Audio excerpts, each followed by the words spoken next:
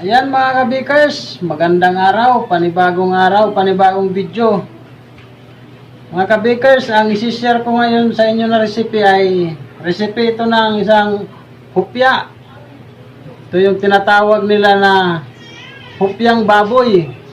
Pero sa akin mga kabikers ay hindi ako nagpapangalan nito ng hupyang baboy. Kasi mga kabikers, pag pinangalanan ko to siya ng hupyang baboy, parang limitado lang yung bibili nito mga kabikers. Paano pala yung hindi kumakain ng baboy, di hindi sila makakabili. Kaya itong hupya ko mga kabikers, lahat ito bumibili. Kahit hindi kumakain ng baboy, bumibili ng hupya na to. Saka subok na to mga kabikers. Kung may tatanong nyo itong hupya na to, ay nakarating na din to ng Amerika mga kabikers. Kasi napakasarap nito at napakalambot.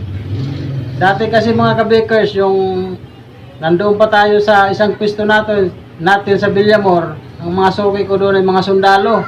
Kapag mga general na nagre-retired, bumibili sila ng hupya para dalhin nila doon sa ibang bansa. Ibig sabihin mga kabikers, masarap talaga tong hupya kasi hindi naman to sila bibili na papasalubong doon sa Amerika kung hindi to masarap, di ba mga kabikers? Yan mga kabikers, ang hupya nito ay pangalan nito ay onion garlic with string onion. Yan ang pangalan nito. Hindi natin ginamit yung hupyang baboy mga kabikers kasi kung makikita nyo doon sa recipe ko ay sa ingredients ko mga kabikers, wala talaga tong baboy. Ang nakalagay lang talaga nito onion. Ngayon ang ginawa ko, linagyan ko ng onion garlic with string onion. Kaya napakasarap nito mga kabikers. Yan, hanggang dito na lang mga kabikers. Umpisahan na natin yung ating mga ingredients. Bye-bye. Ito, pabalat natin sa ating hupya. 1 kilong first class. Tubig, 1 cup. Yan, mantika, 1 cup. Yan na siya, masahin lang natin.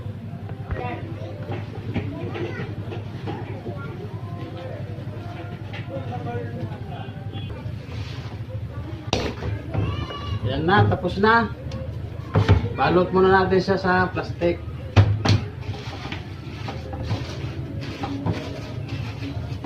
Tapos pares natin ng mga 10 minutes. Yan, dito na taman tayo sa ating palaman mga kabikers. Isa't kalahating third class. Isa't 1/4 na sukal. Tubig, 3/4. Mantika, kalahati. Asin, 10 grams. Yan mga kabikers, maglalagay din tayo ng sibuyas, bawang, tapos dahon ng sibuyas. Yan yung pang palasa natin mga kabikers. Malinaw mga kabikers, walang baboy. Bawang, dahon ng sibuyas, saka sibuyas. Yan, ihalo na natin mga kabikers. Ayan mga kabikers, maglalagay din tayo ng margarine, 200 grams para malambot talaga yung palaman natin sa hupya. So, ito yung nagpapalambot, yung margarine at saka yung mantika. Yan mga kabikers. Pagsama-samahin na natin, haluin na natin.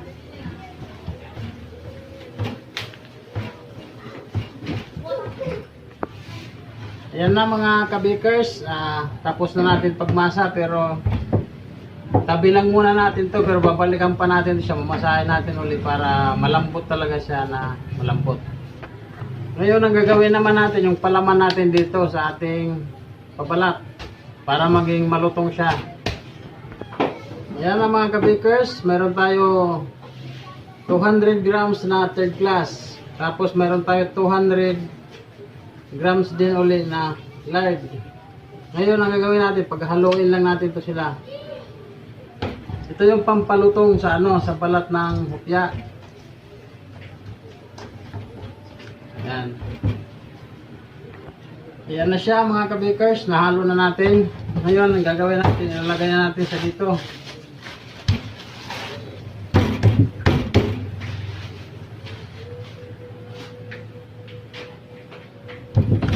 Yan. Tapos lagay natin yan. Tapos yan. Tapos yan.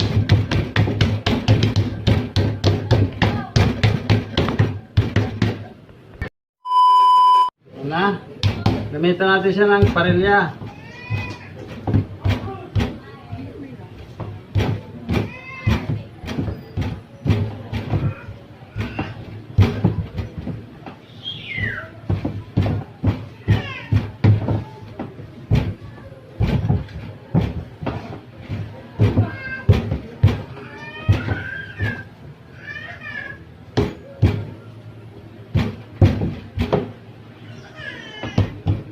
Mas maganda yung ganito mga puding, yung medyo basa yung ano niya kasi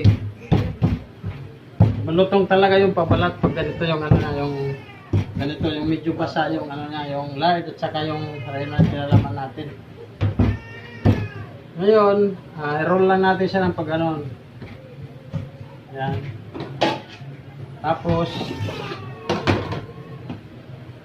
yan. Parang nagbabaston lang ng pandesal. Yan na mga kabikers, putulin na natin siya ng 50 grams, ay 30 grams. Pala mga kabikers, kung first time mo pa lang ito na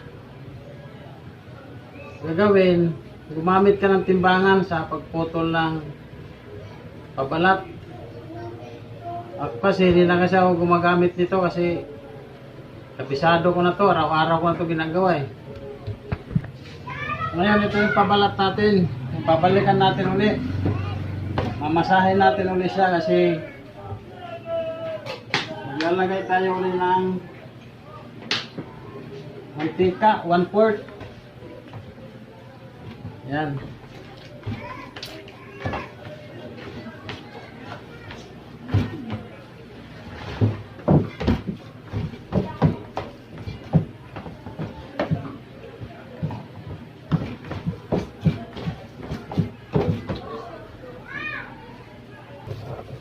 Yan na mga kabikers, yan ang texture ng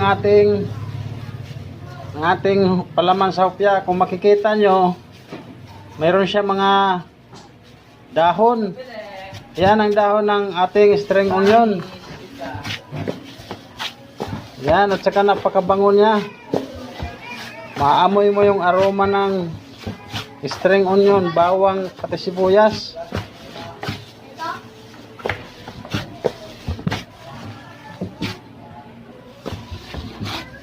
Yan, napakalambot na nito. Yan o.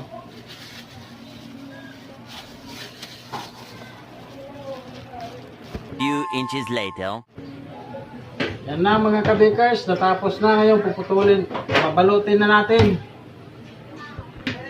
Yan mga kabikers, ito na yung ano natin, yan o, mga 50 grams to siya, nga 60 grams. Ang paglagay pala nito mga kabikers, kailangan dikit-dikit siya, para pag naluto siya, malambot. Yan, dikit-dikit talaga siya. Yan. Yan, isang tray pa lang nagagawa natin kabikers, continue lang tayo. Yan mga kabikers, habang nagbabalot ko kasi nakaantok nito magbalot, chika-chika muna tayo. Ang chichika ko sa inyo tungkol dito sa ginagawa nating hopya. Tinatawag nito nila na hopyang baboy. Ngayon mga kabikers, nasundan nyo naman yung ingredients natin. Wala tayong linagay na baboy. Ang linagay natin dito, onion, garlic, string onion. Yan. Ang magiging title nitong hopya natin ay hopya onion garlic with string onion. Yan mga kabikers. Yan ang magiging title nitong recipe natin. Kasi mga kabikers, kung yung ipapangalan natin ito, hopyang baboy, parang limitado lang yung bibili doon mga kabikers sa hopyang baboy. Kasi paano pala kung mayroon kayo dyan mga kapitbahay na yun lang muna ang pagtsikahan natin. Pero yun sa akin, sariling opinion ko lang yun. Yung sa iba, rinrespeto ko yun. Yan, hanggang dito lang muna. Tatapusin ko muna to mga kabikers. Yung atin hopyang onion garlic with string onion. Yan. Ayan na mga kabikers. Tapos na tayo. Ngayon, babanyahan na natin siya. Meron tayo ditong isang itlog, saka nagyagan natin ng ibap. So yung pambanya natin, itlog at saka dinagdagan natin ng ibap. A few moments later. Bakers, tapos na. Lalagyan na natin, isasalang na natin to. Kung napapansin nyo, hindi tayo naglagay dito ng kulay. Itlog lang at saka ibap. Isalang na natin to ng 30 minutes. Kailangan mainit na mainit mga kabikers. Yung pinakamainit talaga sa oven nyo. Isagad nyo na yan hanggang init na talaga. Bago nyo to isalang. Yan. Sasalang na natin kasi ako nagpainit na ako ng oven. Kanina mamasa pa lang ako nagpabalat. Nag-umpisa na ako pagpainit. Kaya hanggang ngayon mainit na. Yan. Salang na natin mga kabikers.